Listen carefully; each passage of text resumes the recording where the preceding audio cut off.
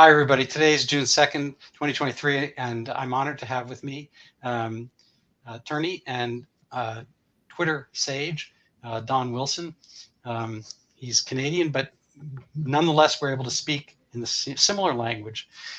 Don, can you tell us a little about yourself and your interests? Sure, Randall. Well, thank you, first of all, for having me on. It's still the morning here, so good morning to you. I'm on the West Coast. And yes, up in Canada, we have internet and sun, as you can see behind me.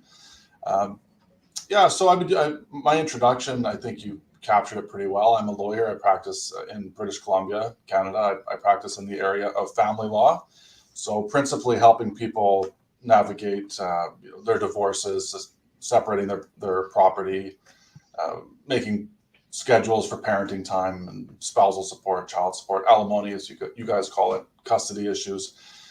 But over the last few years, we all went through this sort of period where COVID came, and much more pronounced, I think, than any virus, though, was the changes in society and in law that accompanied it. Of course, the lockdowns, sort of on a near global scale, and mandates as well. Mandates, being for a lot of circumstances, a lot of different jurisdictions essentially required vaccination or this to take this intervention. And you're a doctor, so you can I'll try not to trip too much over how I describe that, but we'll call it a vaccination for the purpose of this discussion anyways. I mean, I take some issue with that, not obviously from a medical perspective, which I don't have, but just from a plain use of language stance that, before 2021, a vaccine was something that typically stopped you from getting a disease when you took it. And these sort of COVID injectables clearly don't do that. And it seems to me to be an unnecessary loosening of the standard of the meaning of that word to call what's almost seems to be more like a therapeutic, a potential therapeutic than it is a sterilizing vaccine. Yeah. So I'm going to interrupt slightly. I mean, in a sense, it's a shibboleth, which is an interesting word in and of itself. It's kind of a psychological onomatopoeia. That is to say, the shibboleth is the thing that people actually said, and people pronounce it two different ways. And so it was a way of telling whether people were in your group or not in your group. So I think pretty sure it's a Hebrew term. And so they said shibboleth a certain way, and the out group, the other group, whoever was spying, whatever, would say shibboleth, and they'd say it a different way, and you could tell who was who based on who said it. And so shibboleth is a kind of a wary word, an entry word, and the vaccine had multiple uses. It had one use of being this kind of shibboleth of seeing who's with the program and who's not with the program, who's on the in and who's on the out.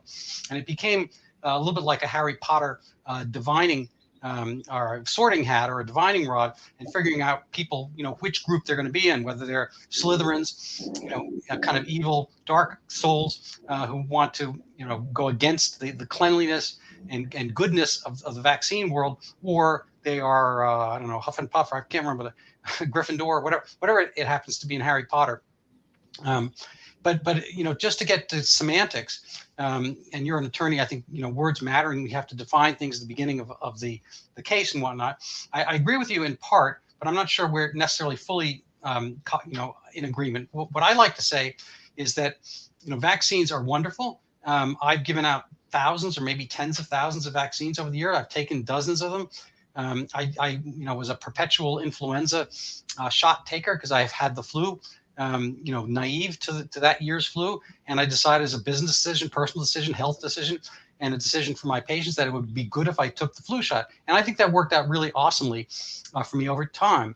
But with the flu shot, it precedes that year's influenza. If there had been a COVID-19 shot in 2018 or 2019 or even early 2020, we're talking about a totally different thing. So a vaccine, I'd have to look at the actual, I might spend some time looking at the etymology while you're chatting to see what vaccine means, but it's a pre thing, it's a before thing. And to, put your, what's the expression, close the barn door after the horses have left, or I'm sure there are other, analogies. This kind of repetitive, putting on of the vaccine facade or charade was a shibboleth, and was a way of forming, kind of political factions, and dividing into political factions. So as far as whether the thing actually works, I think it worked as a vaccine for a naive population who had not experienced SARS-CoV-2, or whatever, that Wuhan flu, whatever you want to call it. But once people had it, there's no point to. We've never given vaccines after the fact. So if you're a teenager, I mean, and the other, I know I'm sorry to go on too much here, but a vaccine is a very useful thing for a defined group. There's an excellent yellow fever vaccine. I've never taken it. I don't recommend it. I've never prescribed it. Maybe once or twice in my life have I prescribed a yellow fever vaccine, but that's for people who are going to be experiencing potential yellow fever or at risk. So for people who are not at risk of something, you don't necessarily need to take that vaccine. So I think that this became, as you say, kind of a therapeutic aspect to it. But there's a couple different dividing points in my view, which is that the whole kind of repeat and repeat of this booster, whatever you want to call it, is an absurdity. And mind you, this as the vaccine, the virus itself, trailed away from the original target. And I at the risk of boring you, I'm going to give my example, because I gave it to my medical. I was at a medical visit personally, and the doctor's still wearing a mask, mind you, crazy.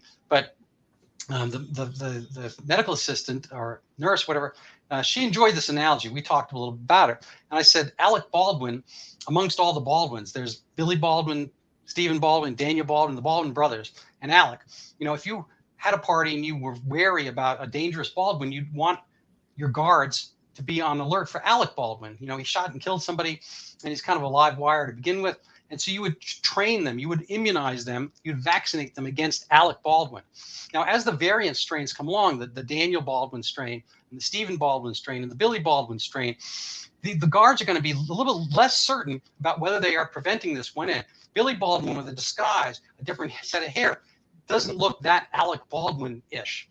And so they might let him in. So it becomes that Alec Baldwin card that the guards have been taught is less effective as the variant Baldwins come by. And then if you wait another year or so, and Haley Baldwin, his niece, who's married to Justin Bieber, she comes along, she has some Baldwin aspects to her. And so she's, DNA, she shares some Baldwin, she's his niece or whatever. But so you might be able to pick her out as a Baldwin, but then what is the point? She's basically Omicron. She's barely related, and she's harmless. And so you are vaccinating your staff again with this Alec Baldwin thing. And what is the point? The danger of the Alec Baldwin thing has gone away. Mind you, that thing that he did by shooting somebody on Rust, whatever, is not going to happen again. So everyone's kind of societally immunized against that, and personally immunized against that Alec Baldwin. That version of Alec Baldwin doesn't exist anymore. So even Alec Baldwin is rehabilitated, and there might be future coronaviruses, but this whole thing of kind of repetitively Alec Baldwin immunizing when he's the dangerous one, or was, and he's not dangerous anymore, and that thing he did is gone. Anyway, so that's my diatribe. I apologize. I'm interviewing you, but I'm just kind of that's where I kind of sit with the vaccines. I think it was a reasonable proposition for old people at the beginning, but beyond that, for young people ever, and for this repetition thing, it was kind of an absurdity. I don't really disagree with any of that.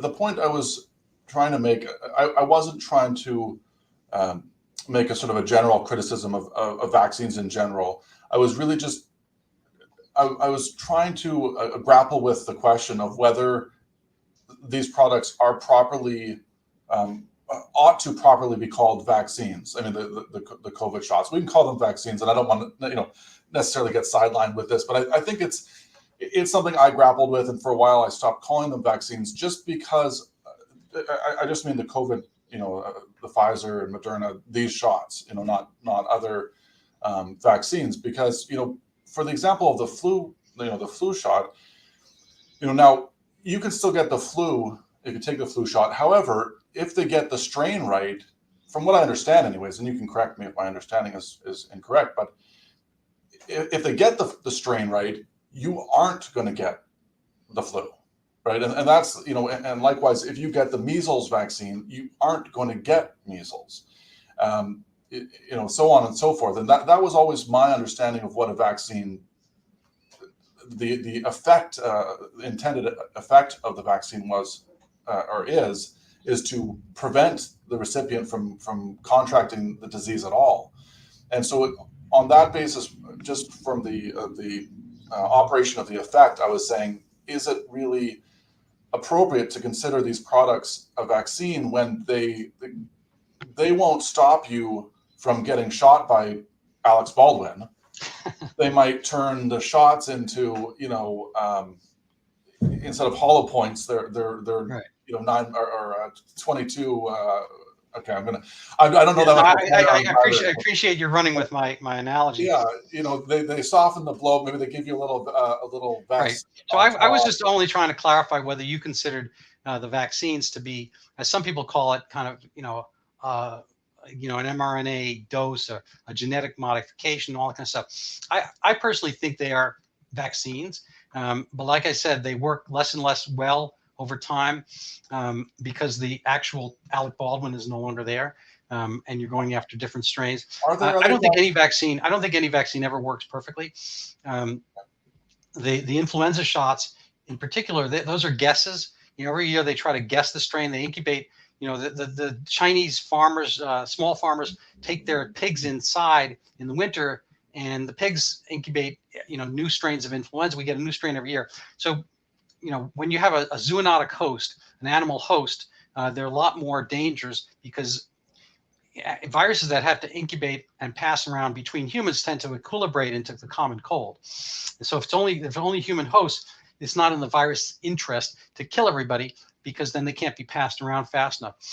So when you have kind of this wave of a zoonotic, a foreign, it's more like a wolf. I compare it to coming in and marauding, taking, doing whatever damage, and disappearing back into the forest with no consequence. Your schnauzers and your poodles don't really do that because they depend on us to live. So there's kind of two separate categories. But anyway, as far as the flu thing, they make a prediction based on what's going on in China in the year, and they make a concoction. They put a couple of those possible strains in, along with a few other ones from previous years. They shake it all up. They inject that. So there's a lot of guesses with that, and it depends how close they come with it. It's basically a one-armed bandit with two slots. There's the H and the N. So you've heard of H1N1 or H5N2, whatever.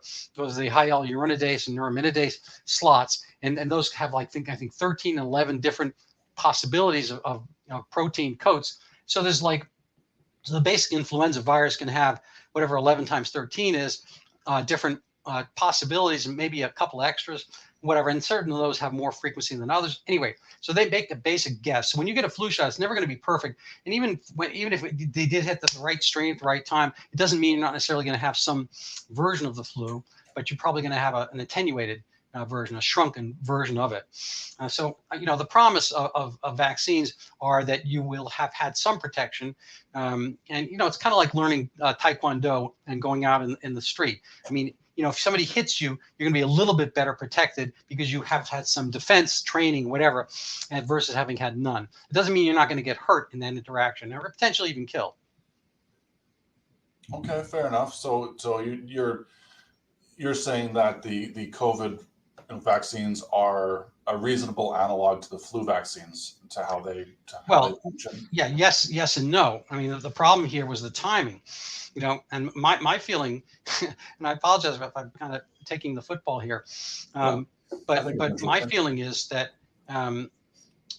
everything was stacked, and gets to some of the legal and political arguments. Everything was stacked towards keeping the population naive, so they could basically do this flu shot thing on us. But it wasn't just a flu shot. They were not only putting a vaccine on, but they were doing a totally different modality of treatment that had ever been performed ever. There have been, total, this is my prop here, there have been a total of 0 medical uses of mRNA vaccines on human beings, and they might turn out to be great and awesome things down the road. And maybe they could have tested on 100,000 willing volunteers, or some small country that wants to do it. Israel kind of was like waving and gesticulating. We want to be, their government, whatever, had a kind of a cozy deal with Pfizer, and if they want to subject the whole country to that, they could. But to have the whole world, billions of people have the mRNA. I mean, not everyone did, but up to say a billion people did have the mRNA version, when there's no long-term data on whether these things are good or bad, whether they travel elsewhere, how long they stay in. I listened to Paul Offit, O-F-F-I-T, who's kind of the dean of virologists. And he was in an interview, right as it was coming out, like January 2021. And he was asked, are you going to get this shot? He says, of course I'm going to get it, blah, blah, blah. They said, well, by the way, how long does it stay in your system? How long is it going to be producing the spike protein? He says, I have no idea. And he says, and some people are probably, we're thinking it'd be a couple of weeks, whatever, but it could theoretically, some could go in certain cells and kind of, be this machine of producing spike protein for a long period of time, because 6 months, it could be a year. I really don't know. Well, awesome. That's great for you, Paul, and I'm glad you're taking it. But for you to recommend it to young people, there's different life expectancies, and there's different expectations of life. I was mentioning earlier my late mother-in-law, may God rest her soul. She stayed with us a decade in the basement. We would have let her out. She didn't want to be let out. And she wanted any vaccine that was coming around the pike. She didn't die from COVID, by the way. She died of natural causes, as it were, after COVID had all gone just a few months ago. Anyway, but her long-term expectations were very irrelevant. If there were long-term problems from this shot, well, she didn't have a long-term. But for her to, I think she, misapprehended it and wanted her grandkids to have it and so forth, and they might be teens and young adults and whatnot. That's an absurdity, and especially when they're at zero danger. So all this involved like a risk stratification problem for me. And it's like giving, like, even as awesome as the yellow fever vaccine is, if all of a sudden, if I, this is ages ago, but Woody Allen did the movie Bananas, I think in the 70s, and it basically becomes like a Fidel Castro, becomes the kind of leader by a junta of a small Caribbean island or whatever. And he declares, that everyone's has to change their underwear every day. And they're like, how are we going to check that? He says, well, you're going to wear it on the outside, so I can check every day.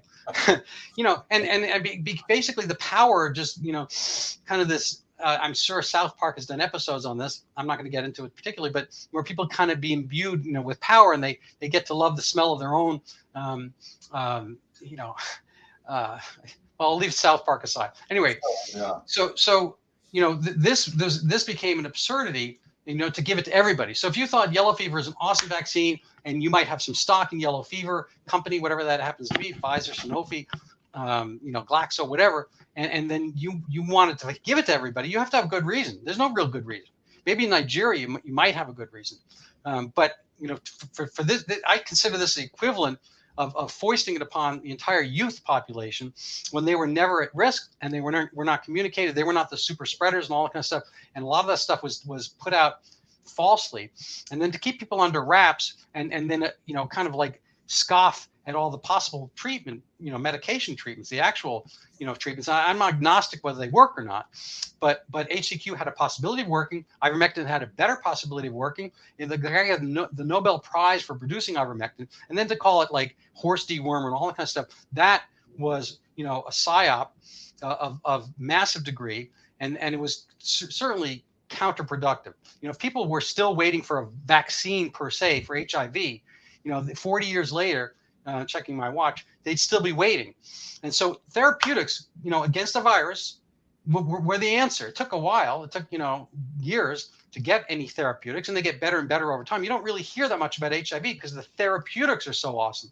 Now, they probably went through a few trials with things like HCQ, which may or may not have worked before they got to the ones that did work. But this was totally, like train tracks. We were just totally sidelined away from even thinking. Anybody who did think this or wrote it as a physician, you were kind of like zapped. People have lost their licenses over prescribing and recommending any of these, those two therapeutics. I had on Dr. Merrill Nass, NASS, from Maine, and they got her. They took our license away because she wanted to write, I believe it was ivermectin for a patient, and she was not allowed to. There wasn't any in the pharmacy, and they had to change the indication. So she made up whatever coincident indicate, maybe it's HCQ, and she gave like the diagnosis for somebody who would get HCQ, like psoriatic arthritis. She redid the diagnosis, rewrote the prescription. The patient got the medication, and then the board said, "Aha, you have committed, a crime because you misdiagnosed." Wherein they actually committed the crime first by misapprehending and misunderstanding, misallocating, etc. the situation. Yeah, that was, there was so many strange social phenomena throughout the COVID lockdowns, the, COVID panic, however you want to put that. I've been reading Matthias Desmet's book, The Psychology of Good Totalitarianism. for you. I'm reading that right now, and it's quite a compelling argument, and I think a useful description of how mass formations occur. But even reading that, it's hard for me to then apply that to something so specific within the mass formation that you're describing now, where like, how does it get so specific that it gets so attached to the vaccines? For instance, the vaccine becomes this utopia, or the silver bullet that's going to solve every problem. All of society's problems is going to be, just if everyone just takes it, doesn't matter if you need it or not. And certainly any competing therapeutic or solution has to be maligned. Like, it can't just be discussed, right, or assessed. And the horse dewormer rhetoric indicates just the insanely poor quality of discourse that marked the whole period, and I think really indicates the sort of the mass formation, a lack of coherent thinking about a subject, because that's not how an intelligent person assesses a therapeutic or a possible treatment, right? You don't start out the gate by calling it horse dewormer, perhaps as a joke, but it wasn't just ivermectin and HCQ, as you said. It was like any kind of alternative therapeutic. Doctor, as I'm sure you know more better than I do, but as I observed as well, doctors were licenses were removed and they were sanctioned and censured, and that happened here as well. And it's hard for me to. Desmond talks about the temptation to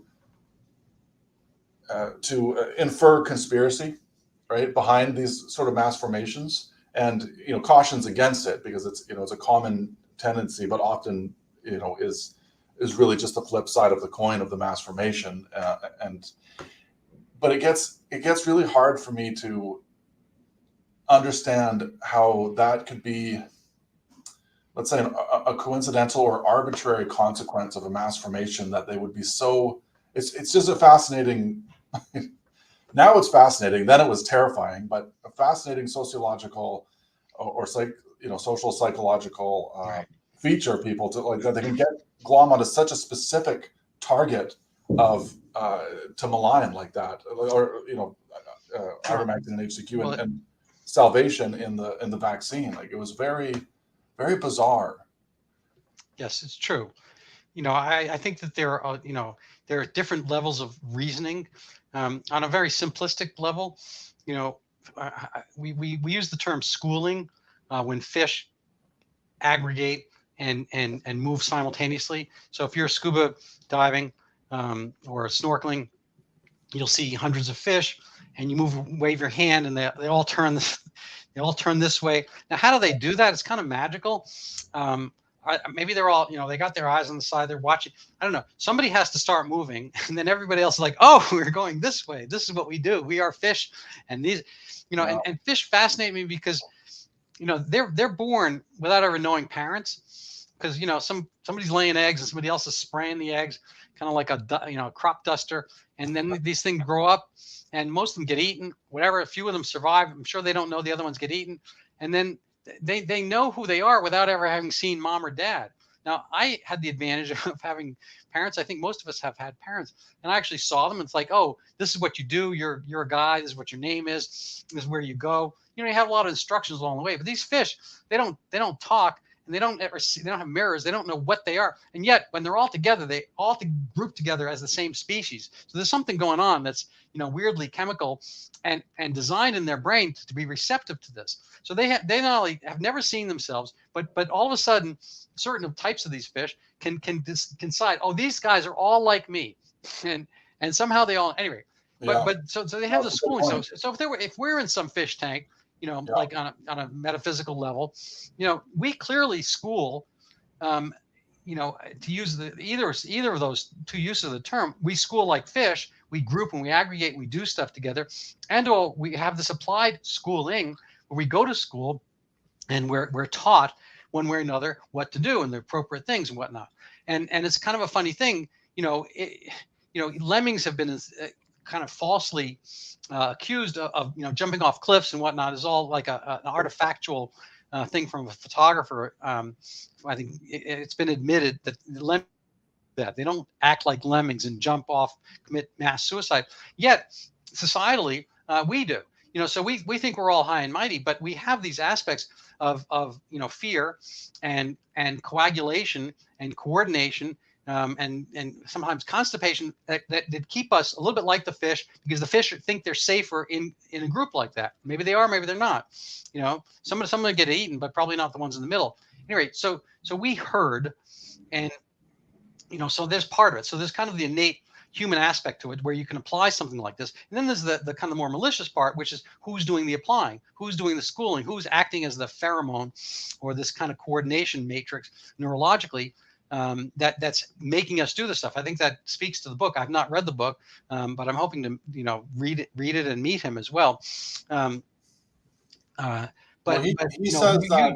He says that the leaders really are not so much masterminds as much as they are almost products of the mass formation itself, that they are sort of features of the mass formation rather than its instigators, that that our masses are, kind of require these leaders, basically call them out in a sense. So he really cautions against searching for sort of the grander conspiracy or the intentioned actors participants. Yeah, fair enough. I go with that to a point. I think there are some inflection points which were dastardly. I don't know. That's kind of a great word. Well, I don't think you eliminate self-interest. Ordinary self-interest and unethical behavior. I think you can still apply that analysis of, say, like opportunism, and things like that. Right. Yeah, there's a term of art that I actually use in my book. My book is called Overturning Zika. We'll get to it later at the end. I do my plug. But term of art that I came across is conspiracy of interest. So that it's not a pre-conspiracy. Conspiracy actually sounds like piracy, but it means conspiracy, to breathe together. So everyone kind of breathing, a little bit like those fish, they're breathing the same thing. So they're working together, breathing the same air and inhabiting the same kind of spirit or soul. But it isn't necessarily preordained what it is. I don't think people would have predicted Zika microcephaly as a pandemic. I don't think people fully predicted the way that the coronavirus SARS-2, after having seen SARS-1 in 2003, how SARS-2 would kind of take off when SARS-1 had not been all that much, except in China. But that's a whole nother topic and story. But the conspiracy of interest is that after something happens, then these interests amalgamate, and then they take things to the next step and level insofar as they can. So, the example I for want of a better one, is on a hot day. It's a hot day here now, 90 degrees. We use Fahrenheit. And if I had an ice cream cone, I'm licking, I'm having a great time and so forth. And the ants and the bees and the bugs and whatever, they're doing their own stuff. But let's say it happens to fall. I move on with my life. I'm not going to pick it up from the ground. But this has formed a new situation for the ants, the flies, what other, the squirrels, whatever other animals are interested in that type of thing. They all of a sudden, they are having a thing. They're having an actionable item, and they conspire to maximize what it is, either for the ants or the flies, whatever. And they have to change their day, their attitude, and their functions in order to deal with that new opportunity, that new situation. And I think the essence of what we had, the big ice cream falling, was, perversely, a coronavirus, which I think was a bad flu kind of level thing. If you had a choice of having the 1918 flu in 1918, or even now without any vaccines, which is what they had in 1918, or SARS-CoV-2 without any vaccines, which is what we had in 2020, I would pick SARS-CoV-2, because the 1918 flu was much more dangerous for young people, and much more nearly fatal. And really, anyway, it was overall a worse thing to have than SARS-CoV-2. Um, and I'm kind of going down the rabbit hole with this. But anyway, I think the real essence of the conspiracy of interest here has to do with the regulatory capture cycle between a lot of the people who are public health administrators, leaders, and whatnot, and their potential, materialistic reward thereafter. This kind of this conjoint aspect of the pharmacologic world having the money, and it's a kind of like a binary star, and then the regulatory world, NIH, NIAD, CDC, all these kind of governmental actors in the U.S. having the regulatory power and that voice, and to mandate things and to get things into writing and whatnot. And they get rewarded. I think Scott Gottlieb, left the CDC, and he, was on the board of Pfizer. There are rewards. Sometimes they're going to be hidden, but there's this kind of regulatory capture thing that Project Veritas video of somebody, Jordan, that was there and somehow disappeared. Nobody can repost it. That's the real problem, is that there are actual profits to be made through these vaccines, and there's basically a license to write money. Peter Thiel wrote the book. I think it's The Power of One or something like that. When you're there in the market all by yourself, that's the time to really make money. And the mRNA vaccine, the modality, this is going to be a huge step up. I'm presuming that there are going to be great things coming from the mRNA modality of treatment, very, potentially, individualized treatments, but they should have come out about organically, not on the backs of the world as a whole, at trillions, massive number of trillions of dollars of lost income, productivity, and years of our lives when we don't have that many to begin with. Yeah, absolutely. Another point I wanted to make, another sort of distinction I wanted to make is that you're taking issue, I think, or I hear you taking issue largely with sort of the nature of the recommendations for who should take the vaccine, which is sort of one layer of analysis of did the public health authorities make reasonable recommendations as to who should take them and not take them, and then individual doctors such as yourself as well also have that sort of professional obligation, that professional decision to make, with their patient about whether to recommend any treatment, including the vaccine. So that's sort of one layer of analysis, but there's a whole other. It involves a whole other aspect when you start mandating it, to participate in society. So I don't know how things got in Boston, but here in BC, we had a vaccine passport, and so you had to download an app on your phone from the provincial government, and that had your vaccination status. Specifically that you had 2 doses of either Pfizer or Moderna, or there were specified vaccines that were, and doses that were authorized that would get you the QR code, and then you had to use the QR code to enter into restaurants or pubs or swimming pools, theaters. Sort of basically every public venue became closed if you didn't get vaccinated. A mandate was brought in for healthcare workers on the provincial level, and in BC we have a public healthcare system in Canada, as I'm sure most of your listeners would know, which means basically a single employer, right? Like essentially, there's some nuance to that, but more or less that's the case. A single regulator, certainly, anyways. And so, thousands of nurses lost their jobs here, which of course has only compounded our chronic hospital staff shortage. We have small towns in BC now where the emergency rooms are closing down because of these staff shortages, and the government for the, I can't understand why.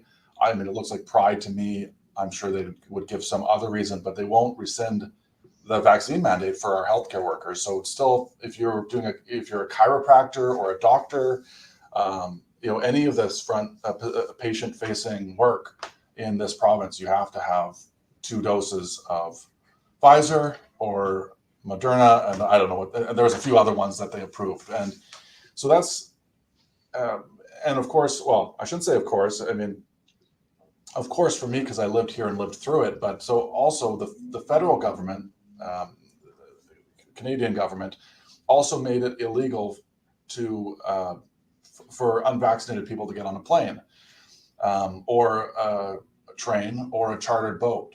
So that they worked with the provinces to develop out these vaccine passport systems that, as far as I understand, could have been used to gain access to planes and, to travel somewhere. Planes, trains, and boats. And not to put too fine a point on it, but if you look at the geography of Canada, it's huge. It's a huge country, as is the U.S. It's bigger than the United States, and our population's spread out. Unlike the U.S. where you could kind of get to the next city on a reasonable drive. I mean, we can do that as well, but most of our population is really spread out across the 5,000 kilometers, or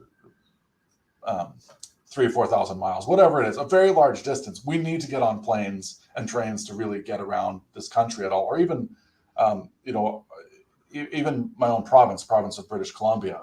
I don't have the geography in front of me, but I know Texas is the biggest state, and BC is, I think, at least 50% bigger than Texas, if not 100% bigger than Texas. So I don't know if Americans have a sense of the scale of our provinces. Just you can't just do like an hour and a half drive or 2 hours and get to the north end of my province. Like you got to take a plane. And so, and the other aspect is, to our south, of course, is you guys, is the States. So the practical effect of that was that unvaccinated Canadians had no legal way of leaving the country. And so it got to be a very terrifying prospect up here for unvaccinated people. Like I said, you couldn't go to restaurants, theaters, all these public venues, clubs, the whole kit and caboodle. You couldn't leave the country to go somewhere else where maybe they weren't so afraid of unvaccinated people. You couldn't work in a lot of fields. Most major unions brought in these vaccine mandates as well.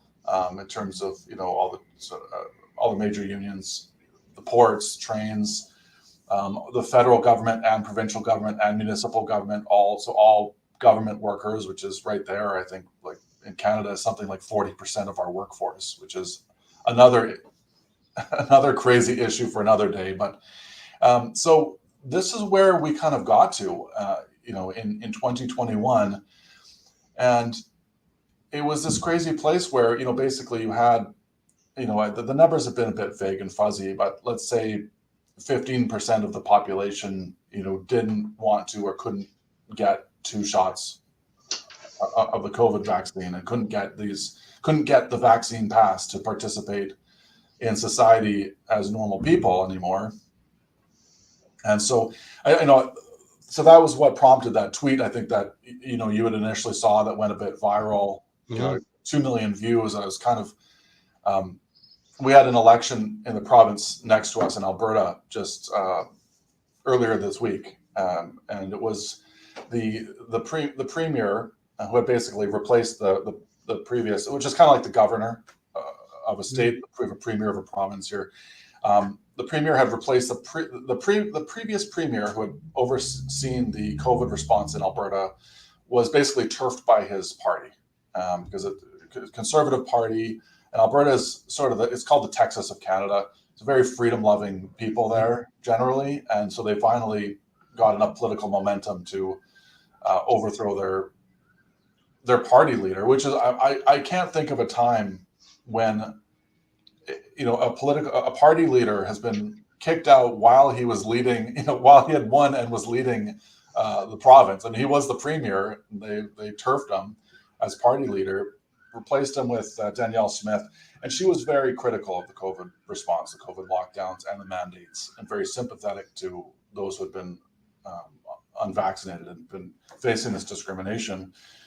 And so, long story short, so she became premier kind of without an election. She just assumed the position, and but the election was scheduled to take place on its ordinary schedule last week, and she was facing the basically the Socialist Party, Mhm.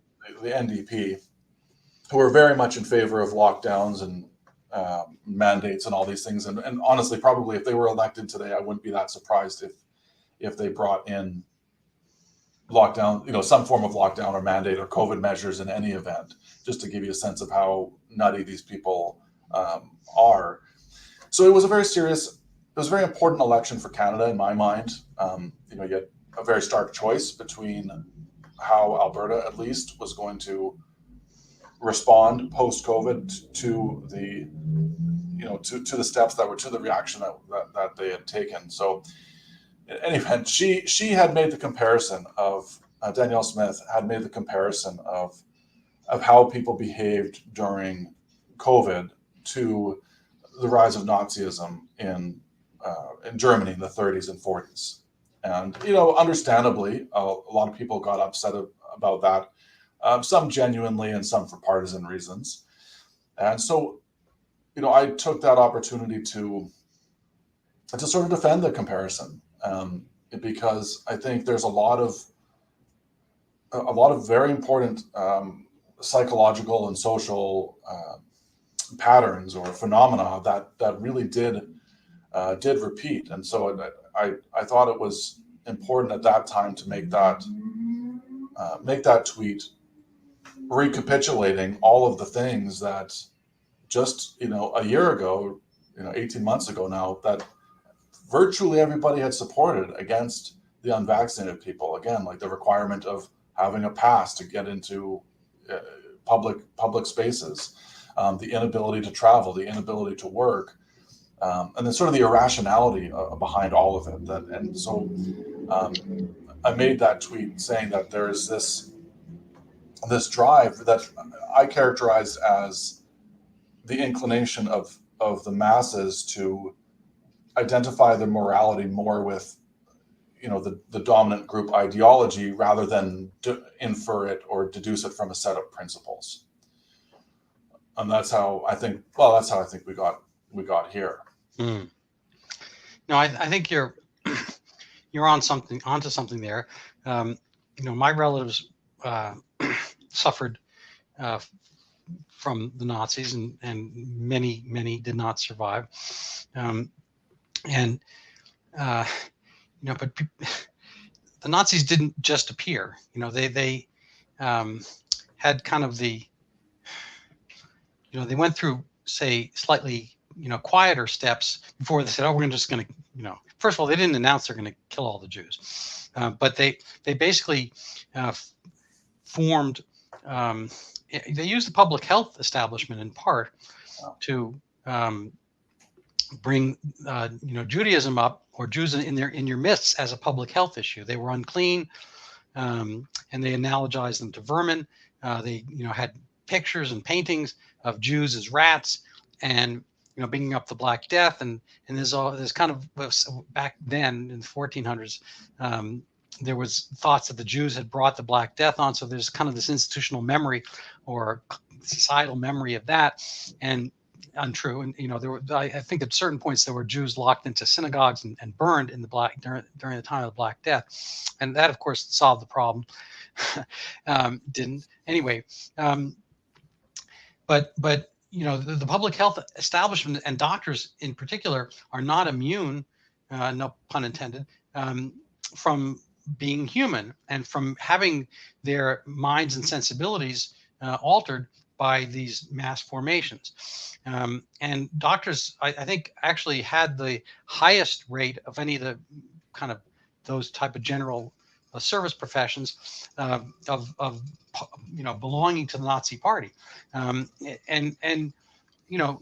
I think there are some analogies to today where medical opinion is adjustable according to dictates of policy and the changing the vagaries of public health. I think we're seeing this on the sex and gender front. Things that would be completely anomalous and frankly felonious if you were to endeavor to take the genitals off a prepubescent child, or in some way alter their physiognomy and their organs, whatever. I mean, you'd be carted off. And I don't even think that Goebbels, if he had heard of this, would have even tried it, or Mengele would have tried it. I mean, they did all kinds of vicious experiments on Jews. But I'm glad you said that, because I know that thought has echoed through my mind as well. But it's to say, like, well, it's you see this throughout society. I mean, institutions. You made a homonym. You actually said marks. This marks the something, whatever you were talking about. But homophonically, I've been thinking of Marx, marx. This is the Nazis. Everyone thinks, oh, they're on the right and the Marxists on the left. But the Nazis were the National Socialists, and they were different socialists because they had decided that. I mean, frankly, Mussolini, I think had decided. Well, we'll leave it aside who, but international socialism, which is the Soviet, they wanted the workers of the world to unite, and that didn't really happen because there's so many language barriers and cultural barriers, and so socialism became a national form to unite those within a given nation under socialism. So the Nazis are that literally stands for the Nazi, the Nationalsozialist, NDSAP, the National Deutsche Arbeiter Socialiste Party, whatever, so they're the National German Workers Socialist Party, and that's what Nazi is. But so there's a couple different things there. I don't want to unpack it all, but there's kind of the slippery slope thing. There's the fact that doctors you think are scientists, whatever, they can go in a line with, they are schoolable like fish. They will go, not stick their own necks out. They'll sacrifice sometimes their patients, their ethics, or whatever they had of ethics for the current rationale and rationality as presented. I saw this all throughout COVID, and frankly, it's kind of an embarrassment that doctors didn't stand up more for some of these alterations, to use the same kind of term as using gender surgery. These kind of alterations of scientific fact. And people didn't stand up for ivermectin, which is, again, I don't know whether it works for SARS-CoV-2 or not. I don't really care about, but there's the right to try. Trump had a 2018 bill for cancer patients who were terminal and whatnot. And if a pill had not really gone through the difficult maze and, $100 million speed bump of becoming an FDA approved drug, they could still try because they had very little, future otherwise, and they could try the thing. Fine, the right to try. There was no reason not to have that for people who wanted to have the right to try.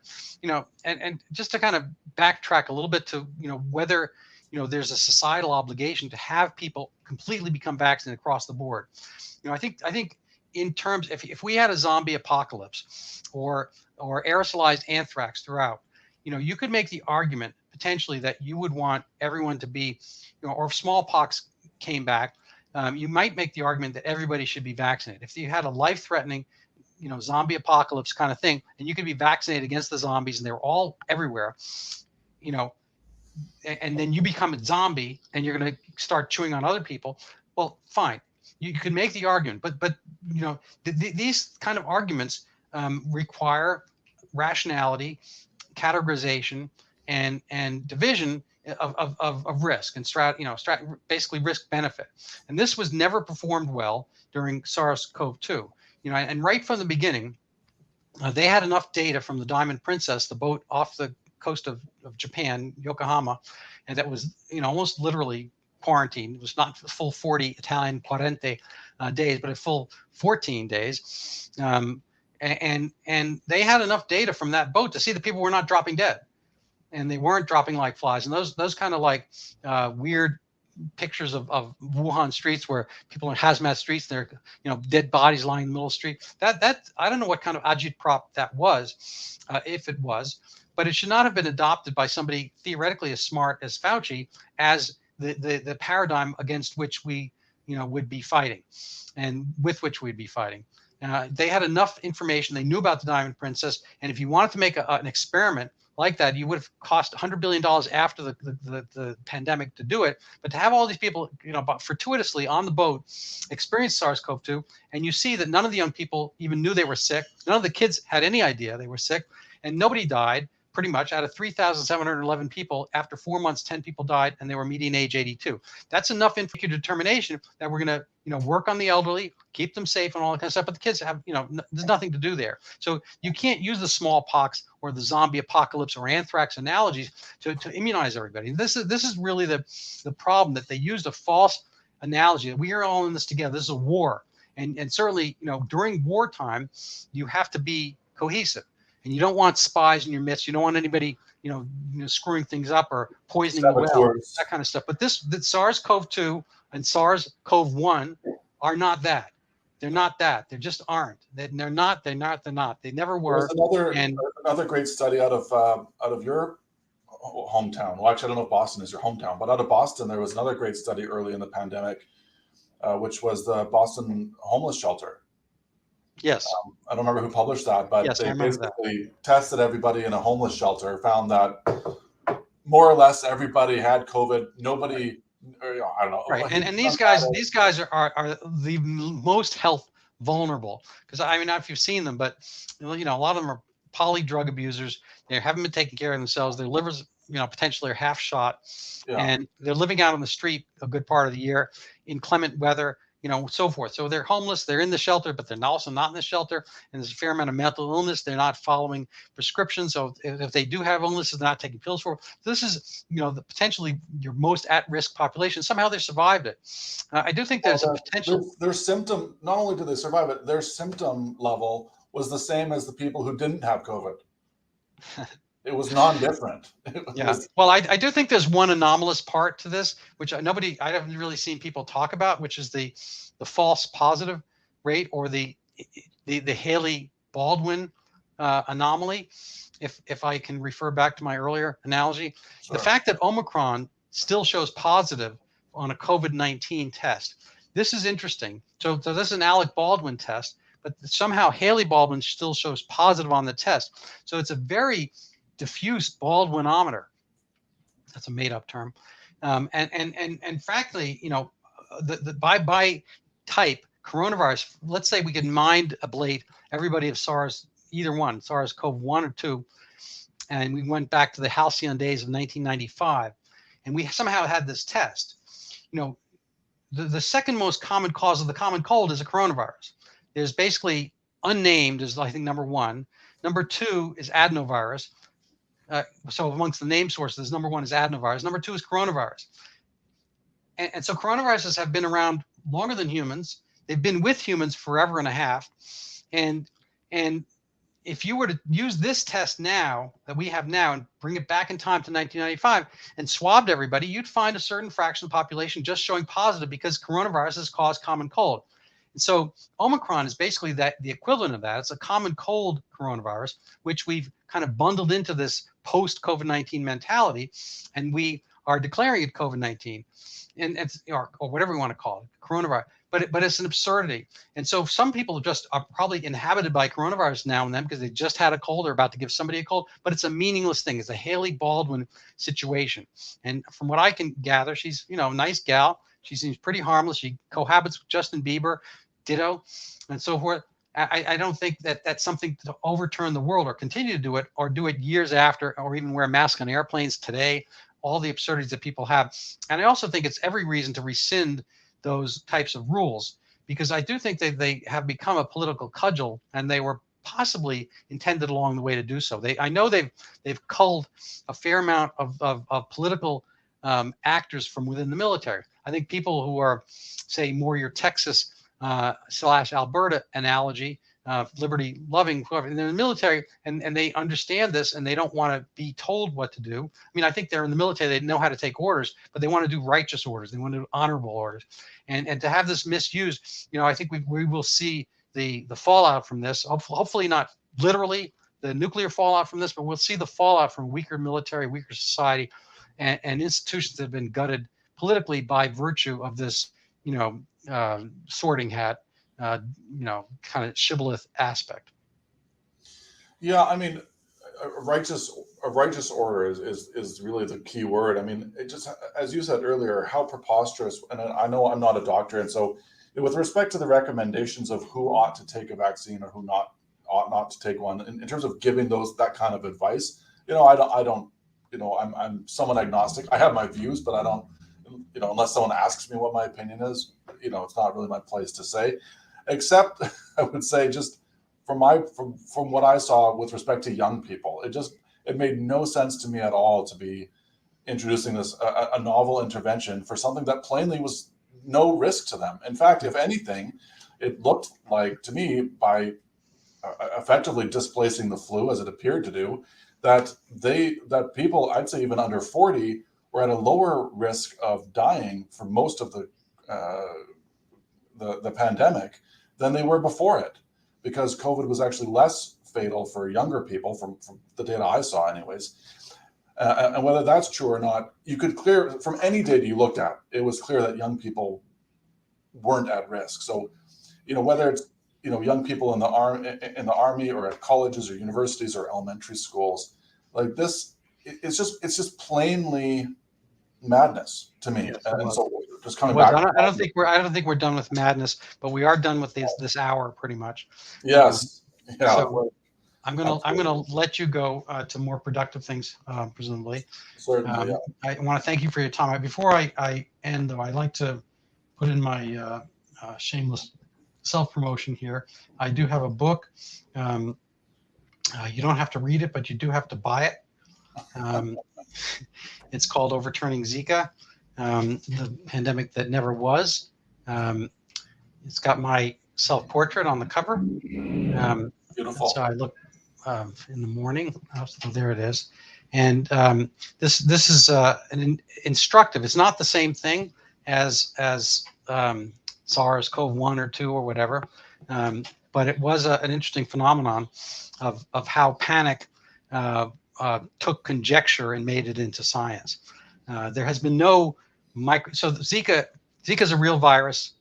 Microcephaly is a real situation of small babies with small heads, cognitive problems. It just so happens that over time, it seems that one doesn't cause the other. It probably never did. And Zika, there are 4 dengues. This is my other prop. There are 4 dengues, and there's this little guy who's basically dengue's kid, brother, sister, whatever, cousin. So basically, the 5th dengue doesn't cause any human illness at all on its own, and then was posited because some neuropediatricians in Recife thought there were more babies than usual. Instead of 7 at a time, there were maybe 13 or 20 babies with microcephaly, and somebody. Anyway, it's a long story. It's a great story. I recommend people read it. But basically, they conflated the two, and they were off to the races before anybody could stop them. And it disrupted, the world to a certain extent. Brazil more so, and still does. People don't realize when you come up with something like this, there are ramifications, and we'll see. It's obviously with SARS-CoV-2, in all the economic spiraling down and schooling spiraling down. But in Brazil, there were at least 150,000 babies not born. I call them ghost children, and probably around the world, 500,000 or so, people who were too terrified to have babies, or they aborted, and so forth. And it was used, conspiracy of interest, it was used as a legal cudgel or a wedge to overturn the Catholic countries' statutes against abortion, Brazil and Colombia and so forth. Anyway, so that's enough about that. I'd like my audience to read it. Check it out. It's on Amazon. It's coming out in Brazil. It's actually out in Brazil right now, translated by a publisher down there. And anyway, that's it. Any last words? Well, I think we could probably talk for another hour, but I think we'll have to be for another time. All right, perfect. Thank you so much. You can hang around. We're going to